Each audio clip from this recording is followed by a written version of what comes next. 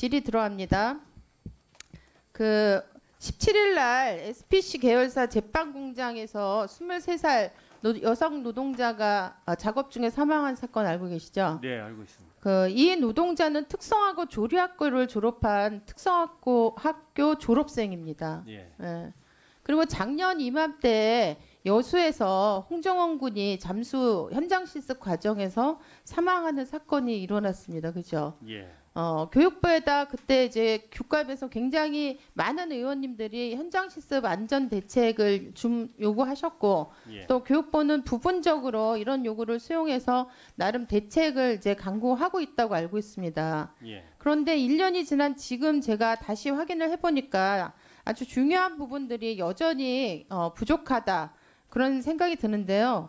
지금 이제 학생들이 현장 실습 나가는 사업장에 대한 체계적인 관리가 되고 있나요? 안 되고 있나요? 저희가 작년 말에 그 개선 방안, 그러니까 학생 안전 관리 그러니까 요 부분에 관해서만 답변해 주세요. 예, 개선되고 있습니다. 개선은 되고 있는데 개선은 되고 당연하죠. 애들이 죽어 나가는데 개선 안 하면 이상한 거죠. 근데 네.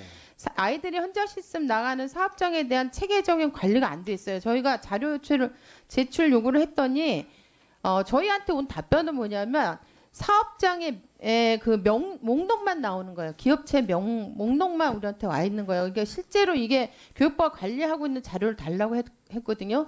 근데 적어도 현장 실습과 관련해서는 기업의 규모, 매출 규모나 상시 근로자 수가 몇 명이나 되는지, 그 다음에 산재에 발생한 그런 이력이 있는 사업장인지 아닌지 이런 것들이 사실 이력 관리가 다 되어야 되거든요.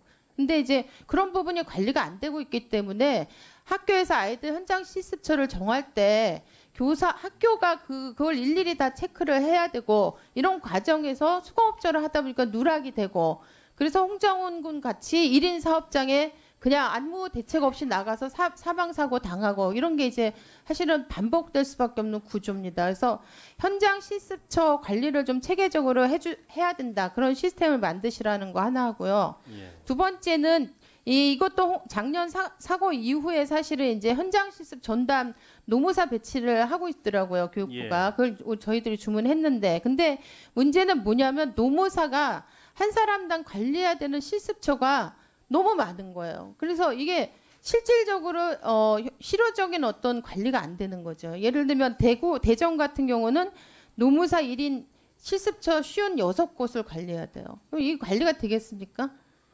그래서 노무사 부분에 도입은 되게 긍정적인데 이게 실효성을 가질 수 있도록 노무사 증원을 저는 즉각적으로 해야 된다. 예, 그러니까 그런 저희가 말씀을 그래서 그 내년에도 올해보다 한 100명 정도 더 그런 예. 조금 더 과감하게 해야 됩니다. 꼭 사고가 나서 사후 약방문으로 우리가 하면 안 되잖아요. 그렇죠?